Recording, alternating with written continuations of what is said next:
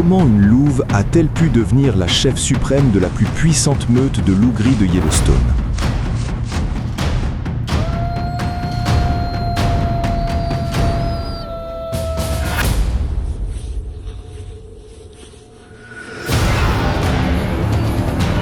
Qu'est-ce qui a fait d'elle une légende de la prairie, dont le nom résonne avec autorité dans toute la nature sauvage?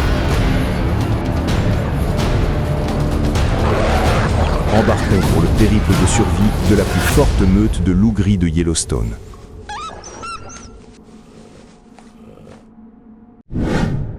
La dernière louve. La légende de Yellowstone. La prairie de Yellowstone, une terre où le froid et la vie s'affrontent sans cesse, tels deux ennemis jurés. À l'arrivée de l'hiver, le ciel se teint d'un gris plombé. Le vent siffle à travers l'herbe jaune desséchée, chargée d'un souffle glacé et de l'odeur âcre et salée du désert.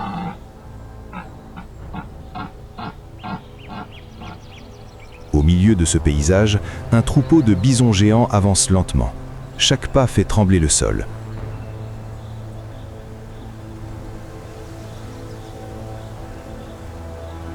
Leur épaisse fourrure est recouverte de givre et de neige. Ce sont les survivants, les descendants de milliers de générations qui ont enduré les hivers rigoureux de ces terres. Mais dans cette tranquillité, quelque chose rend l'atmosphère soudainement tendue. Au milieu de la forêt de pins enveloppée de brume, elle apparut. Une louve adulte au pelage gris argenté scintillant dans la pénombre.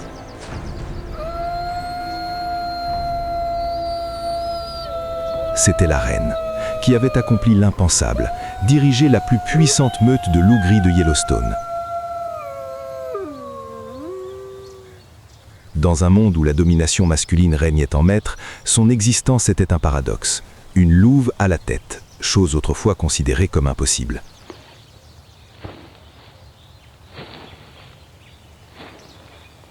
Nul ne savait d'où elle venait, seulement qu'à travers les saisons de neige, de sang et de temps, elle avait transgressé toutes les règles de survie pour devenir une exception vivante, défiant toutes les limites que la nature avait jamais fixées.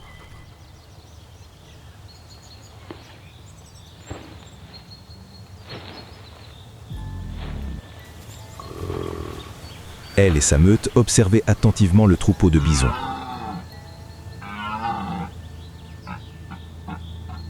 Soudain, un bison s'éloigna du groupe.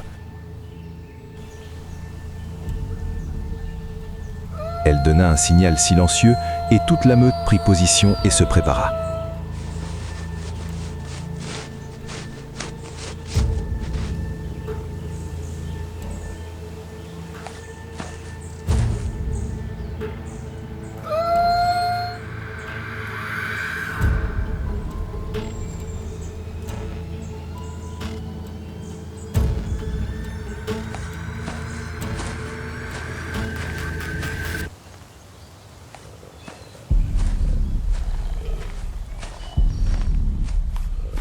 La chasse commença. La reine chargea la première.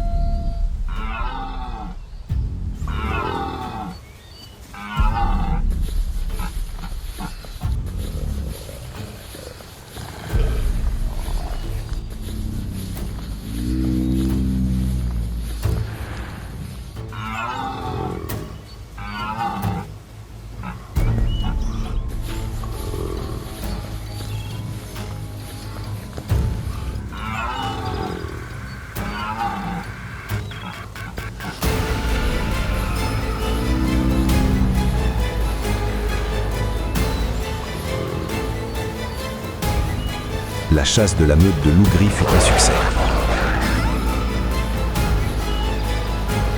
Tandis que la meute de loups encerclait sa proie gisante au sol, la reine se tenait silencieuse sur le monticule enveloppé de brume, le regard fixé sur l'horizon lointain.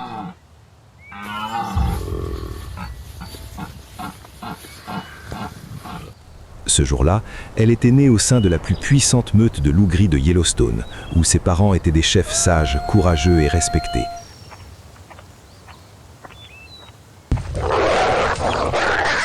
Elle avait grandi dans un climat d'ordre, de discipline et de loyauté, où chaque loup contribuait à la force collective.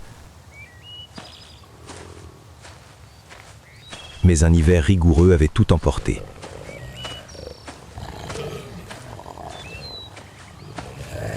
Ses parents étaient tombés lors d'un combat contre une autre meute. Sa famille avait été anéantie, et elle s'était retrouvée seule dans l'immensité sauvage enneigée, où plus aucun hurlement ne résonnait.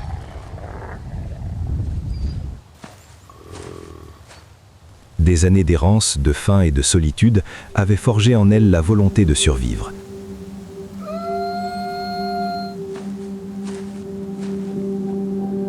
D'une silhouette fantomatique dans la forêt, elle avait peu à peu rassemblé d'autres loups solitaires, formant une nouvelle meute, loyale, féroce et disciplinée comme l'acier.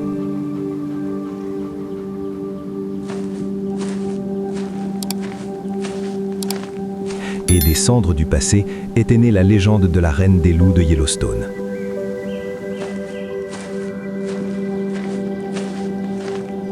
L'odeur persistante du sang la ramena à la réalité.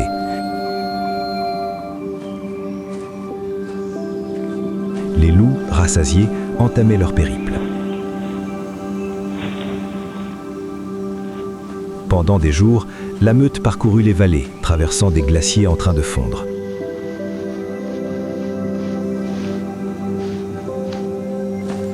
L'hiver s'estompa peu à peu et le paysage commença à se transformer. L'été arriva à Yellowstone.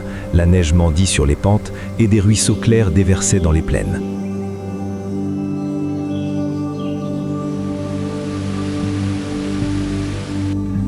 L'herbe verte recouvrit les terres auparavant arides et froides.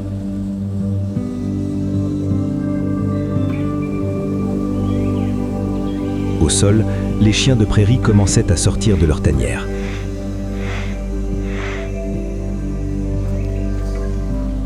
Ils se dressaient sur leurs pattes arrière, reniflant le vent, puis se dispersaient rapidement pour chercher de la nourriture. Leurs cris emplissaient les prairies, signe que la saison de croissance était de retour.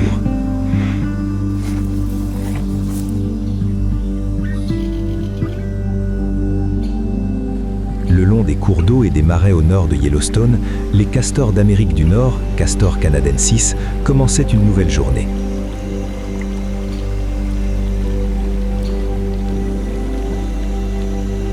Nul besoin de casque ou de plan, ils étaient pourtant prêts à transformer un cours d'eau entier en un vaste système d'irrigation.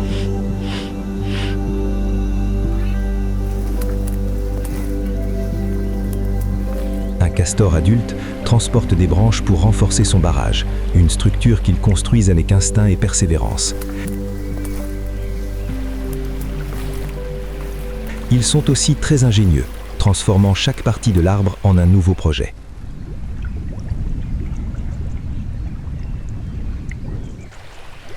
Les castors sont des architectes innatigables. Ils utilisent des branches, de la boue et même leur obstination pour construire des barrages si solides qu'ils peuvent inonder des vallées entières. De nombreuses autres espèces en profitent. Les poissons trouvent refuge, les oiseaux nichent et les marais sont plus vivants que jamais.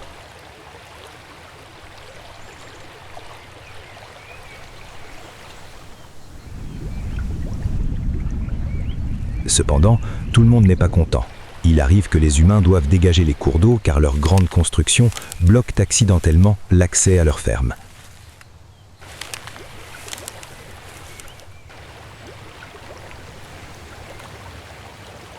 Malgré tout, dans la nature, les castors sont toujours considérés comme de véritables ingénieurs écologiques.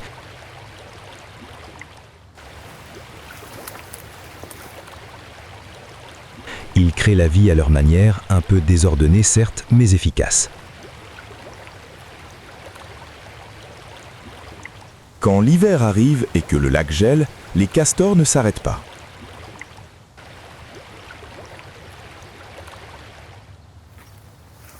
Alors que la plupart des autres espèces hibernent, ils restent occupés à faire les travaux intérieurs, réparer le toit du nid, vider les réserves de nourriture et veiller au bon fonctionnement de tout sous la glace.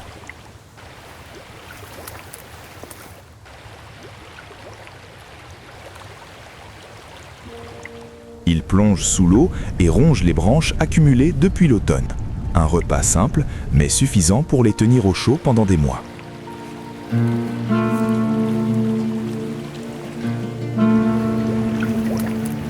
Nombreux sont ceux qui disent que si les castors avaient le Wi-Fi, ils pourraient créer leur propre entreprise de construction.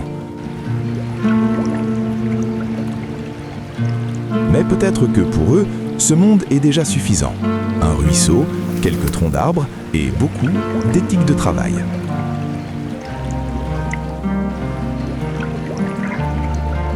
Là où l'eau ralentit et où l'herbe reverdit après le dégel, un autre monde s'anime, celui des géants, les bisons d'Amérique du Nord.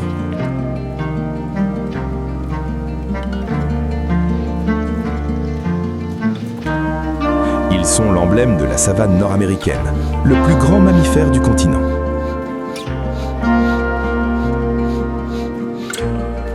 Leur corps pèse près d'1 tonne. Leur tête est massive, avec une épaisse crinière semblable à une armure, et leurs cornes recourbées sont acérées. Malgré leur allure lente, les bisons peuvent distancer les chevaux sur de courtes distances, et leur endurance fait d'eux un redoutable prédateur.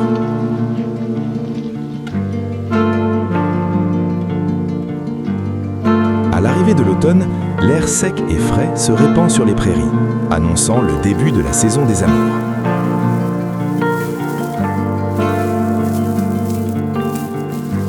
Les troupeaux de bisons, d'ordinaire paisibles, deviennent bruyants et tendus.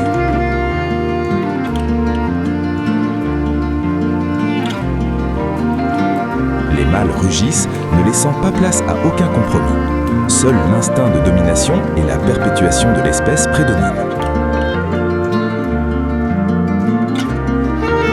Aujourd'hui, dans la prairie du Sud, 2 mâles adultes se font face. Ils avancent lentement, la tête baissée, les muscles tendus sous leur épaisse fourrure. Quelques pas d'exploration, puis soudain, ils chargent simultanément. Le premier choc résonne comme le tonnerre, se propageant sur le sol.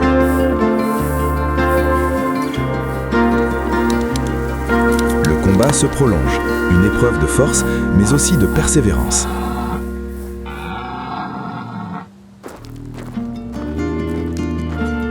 Finalement, alors que la poussière retombe, l'un des mâles bat en retraite.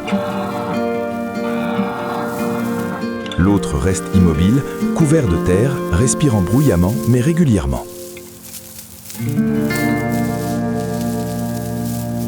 Il a gagné. Dans les semaines à venir, il protégera le troupeau, assurant la naissance d'une nouvelle génération.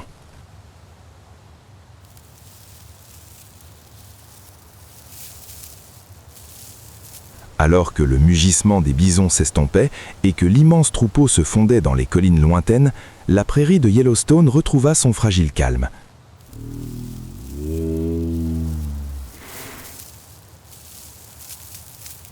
Mais dans ce monde sauvage, la paix est éphémère.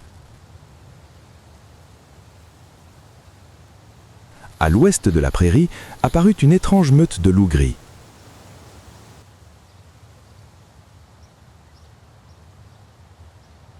Plus jeunes, ils étendaient leur territoire.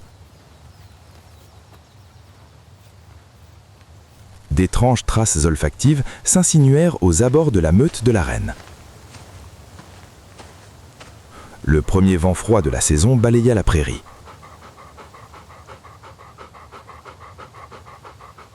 Une fine couche de neige recouvrait l'herbe jaune desséchée. Sous la lumière grise du ciel, les 2 meutes de loups gris se firent face. À midi, le sol trembla sous des scènes de pas précipités. Les 2 meutes se firent face. La reine s'avança. Un rugissement bref et perçant retentit et la prairie explosa de hurlements, de sifflements et de cris. Aussitôt après, les 2 meutes se livrèrent à un affrontement titanesque.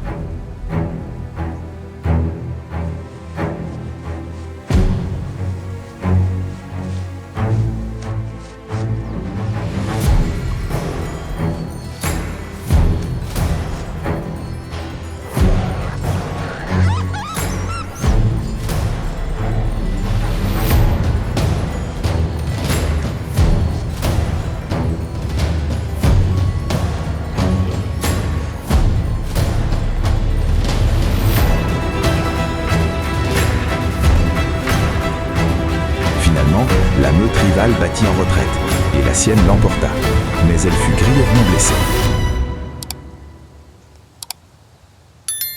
Son dernier souffle s'est éteint dans le vent à travers la prairie. Inanimée, elle laissait le soleil illuminer sa fourrure grise argentée, clôturant un long chapitre.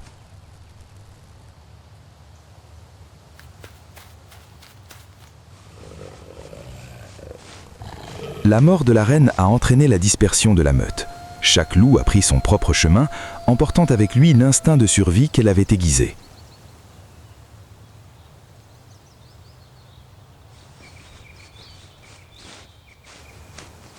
Pourtant, son héritage demeure, dans les hurlements qui résonnent dans la prairie enneigée et dans chaque empreinte de loup encore gravée dans le paysage de Yellowstone.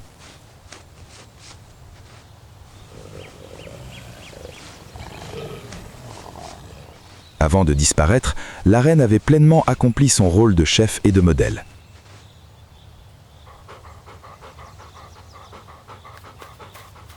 Durant sa vie de plus de 11 ans, 2 fois la durée de vie moyenne d'un loup gris à l'état sauvage, elle a donné naissance à près de 10 portées en pleine santé.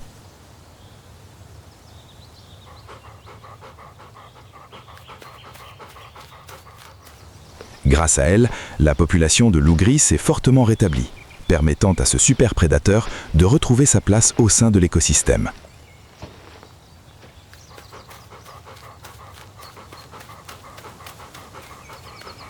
Elle fut également l'une des premières louves alpha recensées, un exemple de leadership et de résilience rarement observé dans la nature.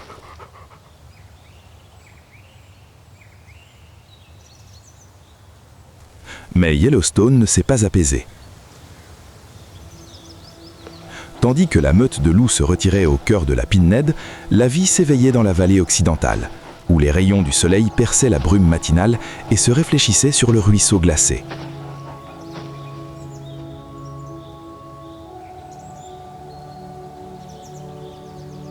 Là, un géant des montagnes s'éveillait de son court sommeil, l'Orse grizzly, lent et calme, mais doté d'une force capable de faire trembler toute la forêt.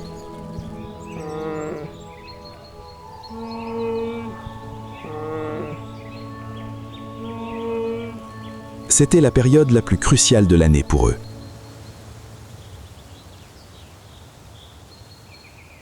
Dans quelques semaines seulement, lorsque la glace commencerait à couvrir les flancs des montagnes, les grizzlies se retireraient dans leur tanière pour entamer leur longue hibernation.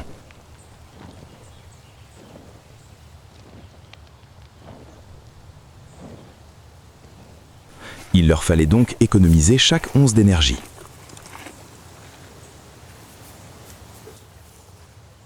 Un ours adulte peut peser près d'1 tonne. Et pour survivre au froid, il doit manger presque sans cesse.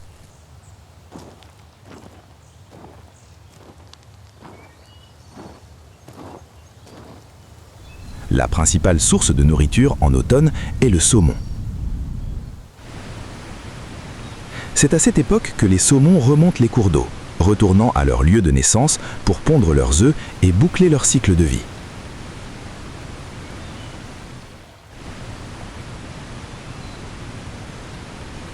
Les rivières regorgent de poissons et c'est là que les ours apparaissent. Sur les berges d'un torrent impétueux, 3 grizzlies se tiennent en embuscade.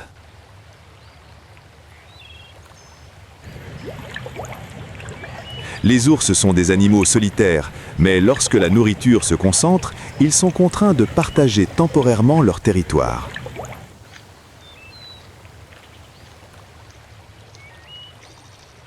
Comme dans toute société, la hiérarchie est dictée par la force.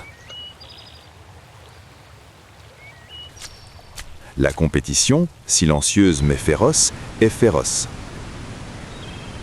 Chaque saumon capturé est un précieux butin, une source d'énergie riche en protéines et en lipides qui permettent aux ours d'accumuler rapidement des réserves de graisse.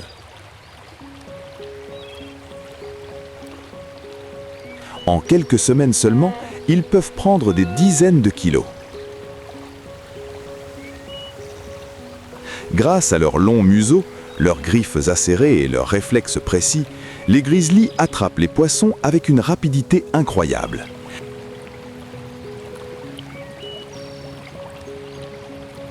Les saumons se débattent dans les airs quelques secondes à peine avant de disparaître dans leurs puissantes mâchoires. Alors que le soleil se couche derrière la Pinède, le torrent scintille de la lueur argentée de milliers de saumons poursuivant leur voyage fatal.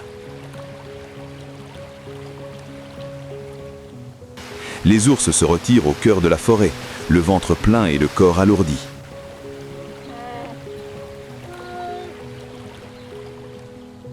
Dans quelques semaines seulement, ils disparaîtront du paysage, sombrant dans un long sommeil hivernal. Alors que les premiers vents froids déferlaient des montagnes rocheuses, l'hiver approchait de Yellowstone. Les feuilles des pins avaient pris une teinte gris argenté, le givre commençait à recouvrir le sol et le ciel se teintait de la couleur plombée caractéristique d'un hiver nord-américain. Au nord de la vallée, des troupeaux de rennes se mirent en mouvement. Leur instinct migratoire était inscrit dans leur gènes depuis des milliers de générations. Chaque année, les rennes parcouraient des centaines de kilomètres, des pâturages d'été riches en nutriments, jusqu'aux vallées plus basses où l'on trouvait encore une fine couche de neige et de l'herbe sèche sous la glace.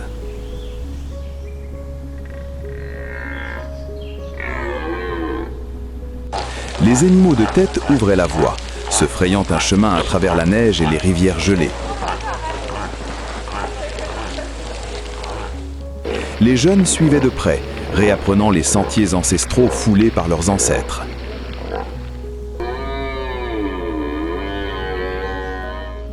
En chemin, les ours dormaient, les loups se taisaient momentanément, et seul le hurlement du vent résonnait dans la forêt de pins desséchés. Au milieu des vastes étendues enneigées, les empreintes de rennes se dessinent profondément dans le paysage blanc, symbole de la continuité de la vie, où toutes les créatures, fortes ou faibles, se meuvent à l'unisson, le rythme éternel de Yellowstone.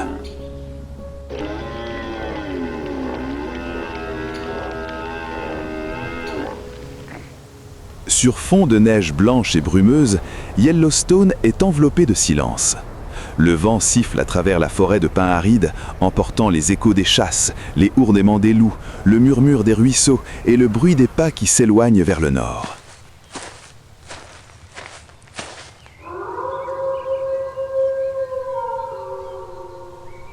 Tous les êtres vivants, bien qu'immobiles, continuent d'exister dans le rythme infini de la nature, une symphonie sans commencement ni fin.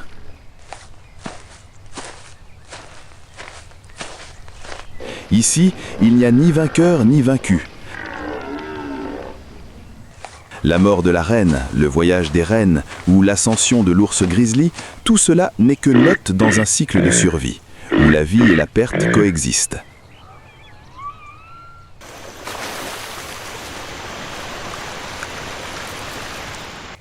La nature n'est pas cruelle, elle est simplement juste et équitable envers tous. Dans ce monde, les humains ne sont que de simples observateurs, témoins et privilégiés de la valeur de toute vie et du fait que l'existence n'est pas une question de conquête, mais de harmonie.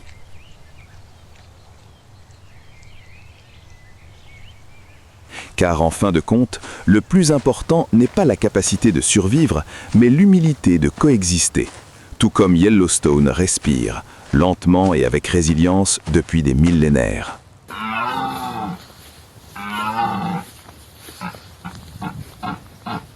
Sur la prairie, en cette fin d'hiver, la neige avait tombé en fines couches, l'herbe jaune desséchée se mêlant à des taches grises et blanches.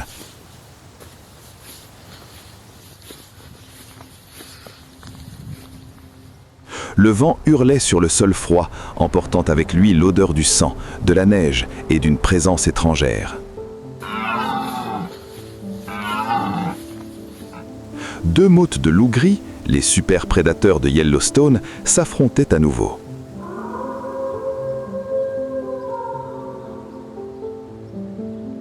La meute de la reine, désormais privée d'elle, conservait les mouvements prudents, ordonnés et disciplinés qu'elle avait laissés derrière elle. De l'autre côté, se trouvait une meute de jeunes loups, impatients et téméraires, séchant à s'approprier les terres riches en proies à flanc de montagne.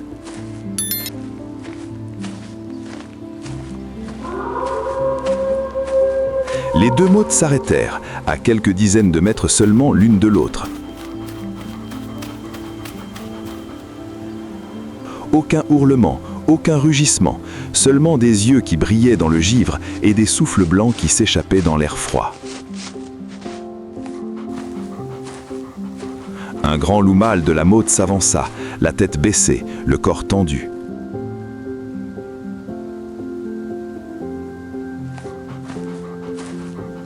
De l'autre côté, un vieux loup, autrefois fidèle garde de la reine, s'avança lui aussi, silencieux. Dans leur monde, il n'y avait pas de négociation, seule la force et l'instinct dictaient les limites.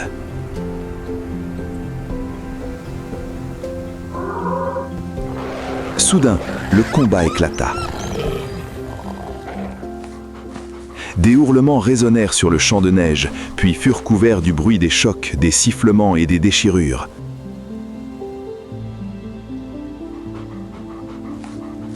Les corps se jetèrent l'un sur l'autre, la neige vola, les griffes raclèrent les glaces, le sang écarlate tachant le sol blanc et froid.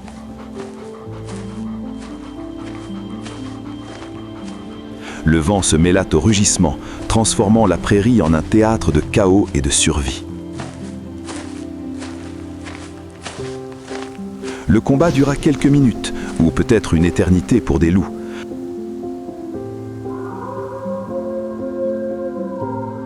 Lorsque la tempête se calma, il ne restait plus que des souffles haletants, des taches de sang et des empreintes mêlées à la neige. Les louveteaux battirent en retraite, laissant le territoire aux plus âgés, moins nombreux mais plus robustes.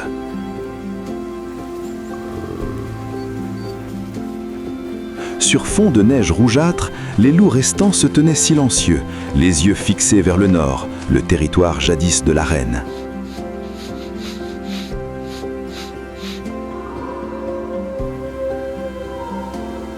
Il semblait que malgré le vent glacial qui balayait la prairie, son hurlement grave et plaintif résonnait encore, comme un rappel que l'ordre de la nature ne disparaît jamais, il se transforme et évolue à chaque génération.